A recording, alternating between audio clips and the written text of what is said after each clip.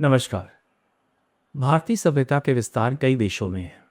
इन्हीं कारणों से कई भारतीय विश्व के अनेक देशों में प्रवास कर रहे हैं। भारत के गिरमिटिया समुदाय के लोग प्राकृतिक सुंदरता से भरपूर मॉरिशस तो गए और वहीं के होके रह गए। तब से भारत और मॉरिशस के बीच में बहुत ही अच्छा संबंध बना। हालांकि भारत का संबंध विश्व के अन्य बहुत से देशों के साथ है, राजनीतिक, व्यवसायिक, सांस्कृतिक, लेकिन भारत और मॉरिशस के बीच जो समझौते हो रहे हैं, जो संबंध बन रहे हैं, वो बहुत ही प्रगाढ़ होते चले जा रहे हैं। आज उन्हीं के बारे में हम पर चर्चा करेंगे राजनीतिक विज्ञान की प्रोफेसर अनुपम शाही जी। आपका दर्शकों की तरफ से हार्दिक स्वागत और अभिनंदन करते हैं। धन्यवाद। मैडम, भारत और मॉरिशस के बीच जो संबंध बन रहे हैं, जो समझौते हुए हैं, मजबूत समझौते हुए हैं, तो क्या आप हमें ये बताएं कि भारत और मॉरिशस में समानताएं क्या हैं? बहुत बढ़िया सवाल है आपका। और समानताओं की अगर हम बात करें तो सबसे पहले तो समानताओं में ये हम देखेंगे कि वहाँ जो मॉरिशस है वहाँ पे 70% भारतीय मूल के लोग हैं। और 70% जहाँ भारतीय मूल के लोग हैं तो समानताएं तो अपनी आप से हो जाएंगी। और इसके अलावा मॉरिशस भी एक उपनिवेश रहा है। कभी डच लोगों का उपनिवेश, कभी फ्रांस का उपनिवेश और कभी ब्रिटेन का उपनिवेश। तो उसने भी अपने स्वतंत्रता की लड़ाई लड़ी और 1968 में वह स्वतंत्र होता है। तो उस स्वतंत्रता की जो संग्राम था उसमें भारतीय मूल के लोगों ने इतना बढ़ चढ़ के भाग लिया कि वहाँ पे जो प्रथम प्रधानमंत्री हुए श्री शिवसागर राम गुलाम जी, जो वर्तमान हमारे प्रधानमंत्री अभी जो भारतीय प्रवास पर हैं, नवीन चंद्र राम गुलाम जी उनके पिता थे, तो वही पहले प्रधानमंत्री बने। तो रिश्ता तो अगर हम कहें कि रक्त संबंध है भारत से। और जैसा कि हमारे प्रधानमंत्री जी ने भी अभी कहा, जब बनारस में समझौते हुए हैं, साझा समझौते, कि मॉरिशस और भारत भागीदार नहीं परिवार है, तो इससे बड़ी बात क्या होगी। ये तो अपने आप में बहुत कुछ बयान करता है। क्या बात है, हम भागीदार नहीं परिवार हैं। अच्छा, भारत और मॉरिशस के मध्य जो शीर्ष यात्राओं का पॉलिसी है वो क्या है? शीर्ष यात्राएं जो लगातार हो रही हैं, भारत के प्रधानमंत्री का मॉरिशस जाना और मॉरिशस के प्रधानमंत्री का भारत आना, इसके पीछे बहुत सारे कारण हैं। लेकिन राजनीति विज्ञान के विद्यार्थी होने के नाते मुझे लगता है सबसे ज़्यादा इसका रणनीतिक सरोकार है। और इसलिए है कि जो हिंद प्रशांत क्षेत्र है वो इस समय कई महाशक्तियों का अखाड़ा बना हुआ है। एक तरफ अमेरिका, फ्रांस और इंग्लैंड, और इस समय सबसे ज़्यादा चीन। इस सामुद्रिक जो क्षेत्र है इंड प्रशांत, इंडो पैसिफिक रीजन जिसे हम कहते हैं, वहाँ पे इतना ज़्यादा चीन की दखल अंदाजी हम कहना पसंद करेंगे, इतनी ज़्यादा है कि एक मुहिम सी चला रखी है। असल में इसका जवाब मैं थोड़ा विस्तार से देना चाहूँगी। जी जी। चीन का एक एजेंडा है स्ट्रिंग ऑफ पर्ल्स, और इसके अंतर्गत वो अफ्रीका से लेके और दक्षिण एशिया तक के जितने सागर तटीय देश है, छोटे बड़े, सब जगह वो सामरिक दृष्टिकोण से भी और वाणिज्यिक भी, दोनों ही पर्पज है उसका। वो लगातार कुछ न कुछ ऐसे काम कर रहा है, जैसे सामरिक अड्डे बना रहा है। इन देशों के जो बंदरगाह हैं वहाँ पर वो लगातार सामरिक दृष्टिकोण से बंदरगाहों पे अपने सामरिक अड्डे, जैसे आपके पाकिस्तान में हमारे पड़ोसी देश श्रीलंका में जो है हम्बनटोटा में उसने सामरिक निर्माण कर लिया है। तो भारत चूंकि 3 तरफ समुद्र से घिरा हुआ एक प्रायद्वीप है, तो भारत को तो सामुद्रिक सुरक्षा की चिंता, यानी अपनी खुद की सुरक्षा की चिंता लाजिमी है कि उसे करना पड़ेगा और उसे भी रणनीति बनानी पड़ेगी। तो भारत ने भी ऐसा किया हुआ है। और सबसे बड़ी बात यहाँ, जब मॉरिशस के संदर्भ में आप बात पूछ रहे हैं, तो मॉरिशस ऐसी जगह सिचुएटेड है कि उसके साथ हमारे अगर अच्छे संबंध होंगे तो रणनीतिक दृष्टि से भी उसका बहुत हमें लाभ मिलने वाला है।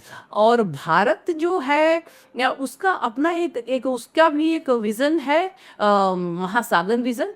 हालांकि इस विज़न का उसका जो अपना मोटो है वो ये है कि जो सागर महासागर तटीय क्षेत्र से जो हम अपनी इकोनॉमी को बढ़ाने के लिए, सुरक्षा के लिए और सस्टेनेबल डेवलपमेंट के लिए काम करना, लेकिन रणनीति भी उसमें कहीं कहीं एक पक्ष है। और मैं आपको बता दूं कि 2015 में जब मोदी जी मॉरिशस की यात्रा किए थे तो वहाँ पे भी मॉरिशस का एक द्वीप है अवालेगा, और उसमें भारत ने भी सामरिक निर्माण किया है जी। और वो निर्माण जो है वो ऐसी जगह है कि चीन का जो चाहे वो उसके युद्धपोत हो या पनडुब्बियां हो, उस पर नजर रख सकता है। तो रणनीतिक सरोकार बहुत ज्यादा है और उसके अलावा सांस्कृतिक और ऐतिहासिक और आर्थिक भी है।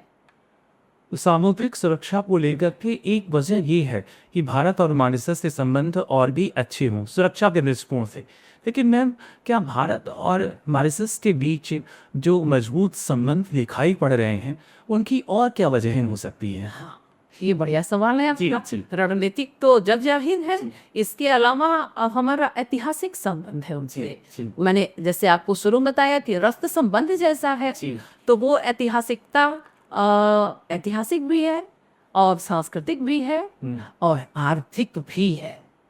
तो इतिहास में अगर हम जाएंगे तो भारत का जब स्वतंत्रता संग्राम चल रहा था तो मॉरिशस ने के लोग और ख़ास तौर से शिव सागर राम गुलाम जी और लंदन में नेताजी सुभाष चंद्र बोस के साथ 1919-1921 के बीच सीधा सहयोग किया था उन्होंने।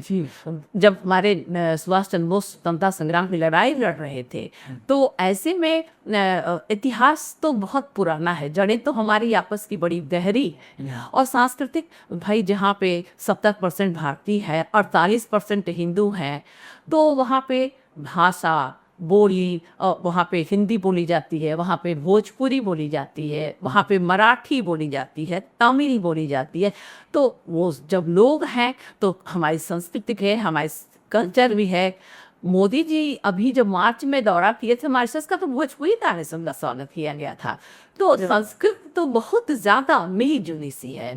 और अगर अर्थ की बात करें तो सबसे बड़ी बात ये है ना कि जो अफ्रीका है उसमें, अफ्रीका में ये द्वीपीय देश है मॉरिशस, तो भारत का किसी अफ्रीकी देश से जो संबंध है आर्थिक, वो पहला मॉरिशस से है।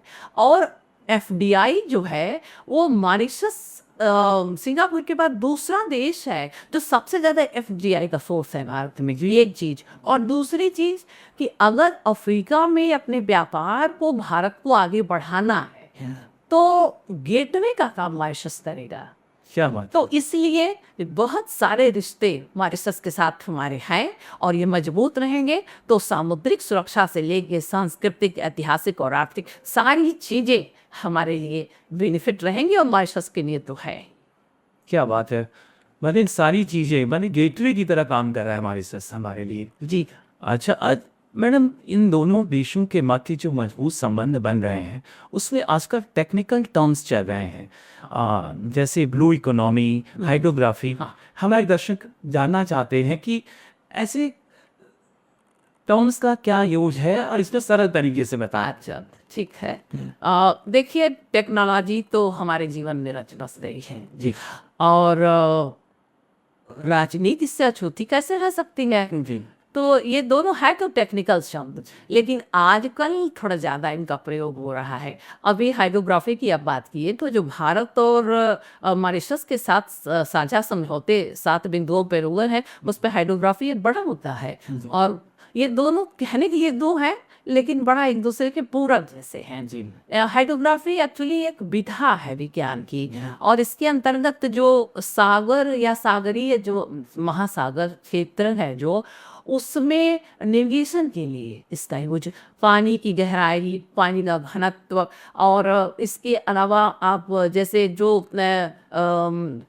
समुद्री यात्राओं में जो प्रॉब्लम्स आ सकती हैं, उसके निदान के लिए पूरा डाटा तैयार किया जाता है उस टेक्नोलॉजी से। और उसका कह सकते हैं कि सुरक्षित समुद्री यात्राओं पर ये बहुत ज़्यादा यूज है।